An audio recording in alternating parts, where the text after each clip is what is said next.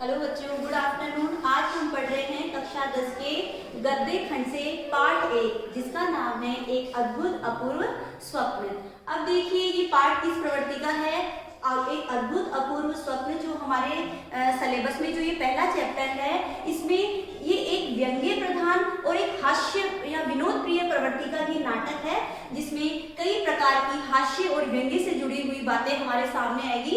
लेकिन उसके बारे में जानने से पहले हमें इनके जीवन मतलब भारतेंदु हरिश्चंद्र जी के जीवन परिचय के बारे में जानना जरूरी है। देखिए बच्चों, सर्वप्रथम हम बात करते हैं पार्ट 1 एक अद्भुत अपूर्व स्वप्न निबंध की। इसके लेखक कौन है? भारतेंदु हरिश्चंद्र। एक अद्भुत अपूर्व स्वप्न जो ये अपने सिलेबस में पाठ है, इसके लेखक है भारतेंदु हरिश्चंद्र। अब इनके जन्म के बारे में बात करते हैं कि भारतेंदु हरिश्चंद्र का जन्म कब हुआ। भारतेंदु हरिश्चंद्र जी का जन्म 9 सितंबर 1850 को 9 सितंबर 1850 को उत्तर प्रदेश के काशी उत्तर प्रदेश में एक धनी परिवार मतलब एक धनी और एक सुदृढ़ परिवार में इनका जन्म हुआ।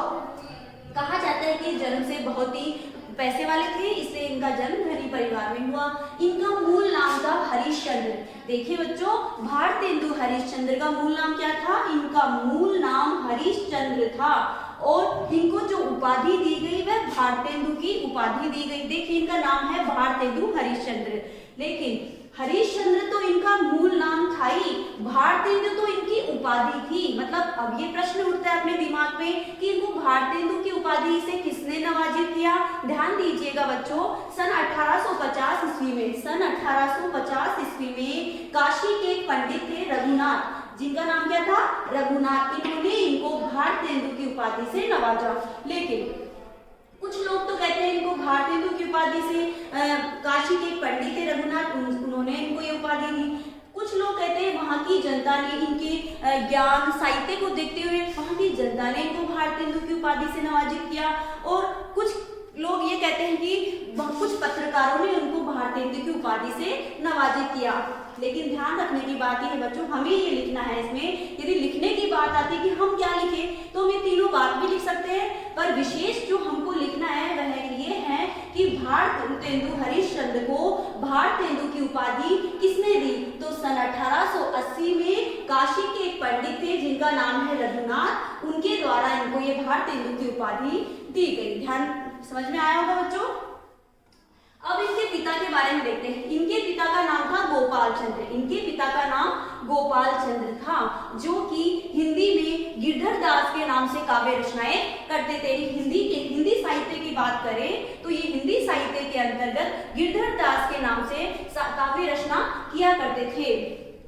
इनके बारे में भी कहा जाता है कि इनको भी हिंदी और साहित्य का बहुत ज्ञान था, इसीलिए इनसे ही इनके पुत्र को ये वह हिंदी का इतना ज्ञान हुआ। अब देखिए बच्चों, भारतेंदु हरिश्चंद्र जी, ये तो इनका जन्म का हो गया। अब इनकी मृत्यु कब हुई? इनकी मृत्यु सन 1885 में हो गई। अब इनसे संबंधित इनसे जुड़ी हुई कुछ बातों के बारे में हम पढ़ लेते हैं। यहाँ पे देखिए, बनारस में एक हाई स्कूल की स्थापना की गई। बनारस में आज भी एक स्कूल है जिसका वर्तमान में नाम है हरिश्चंद्र कॉलेज। बनारस के अंदर एक हाई स्कूल है जिसे हम वर्तमान में हरिश्चंद्र कॉलेज के नाम से जानते हैं। वह उसकी स्थापना भी भारतेंदु हरिश्चंद्र जी ने ही की थी। पहले तो ये हाई स्कूल के नाम से था, लेकिन वर्तमान में हम इसको हरिश्चंद्र कॉलेज के नाम से जानते हैं।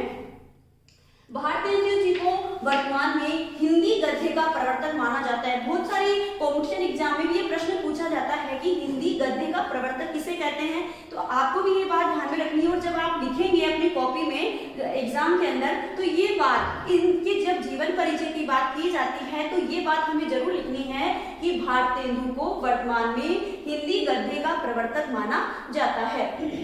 16 वर्ष की आयु होते ही इन्होंने काव्य रचना प्रारंभ की। पहले आया था कि बहुत विद्वान थे, कुशाग्र बुद्धि थे, तो इसलिए इन्होंने 16 वर्ष की आयु के होते होते ही काव्य रचना लिखना प्रारंभ कर दिया, मतलब लेख लिखना शुरू कर दिया था। और कहा जाता है कि 17 वर्ष की आयु में, 17 वर्ष की आयु होते ही इन्होंने एक पत्रिका निकाली जिसका नाम था कविवचन सुधा। एक पत्रिका लिखी जिसका नाम क्या था बच्चों? कविवचन सुधा। ध्यान देने की बात है। और इनके ग्रंथों की बात करें कि कुल मिला के इन्होंने ग्रंथ कितने लिखे, तो बच्चों इन्होंने कहा जाता है कि 175 ग्रंथ लिखे। 175 के आसपास इन्होंने ग्रंथ लिखे।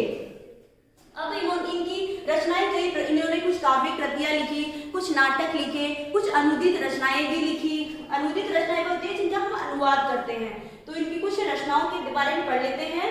इन्होंने कौन सी काव्य रचना की बच्चों? देखो, काव्य प्रबोधिनी, प्रेम सरोवर, गीत गोविंद, वर्षा विनोद आदि, ये तो इनकी काव्य रचनाएं। ऐसे भी बहुत सारी हैं ऐसी, लेकिन कुछ एक के मैंने नाम लिखे, वो आप ध्यान दीजिएगा, ये आपको लिखनी है।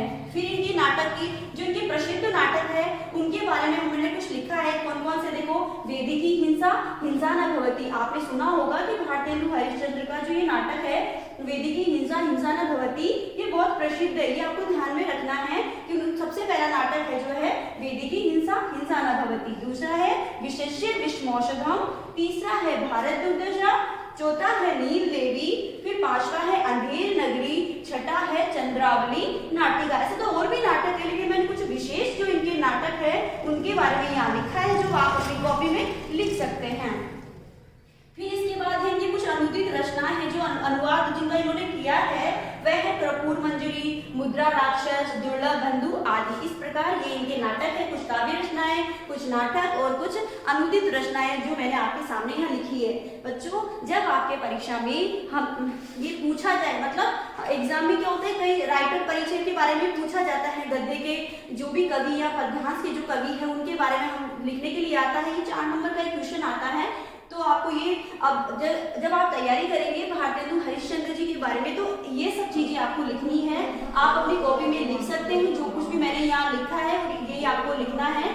बाकी एक अद्भुत अपूर्व स्वप्न, जो ये निबंध है, मतलब स्वप्न के अंदर ही भारतेंदु हरिश्चंद्र ऐसे ऐसे सपने देखते हैं, उनके बारे में जो भी कुछ लिखा गया है वह हम अगली वीडियो में पढ़ेंगे। आज केवल मैंने इनके जीवन परिचय के बारे में यहाँ लिखा है, तो आप अपनी कॉपी में जरूर लिख लीजिएगा और इनको याद करें।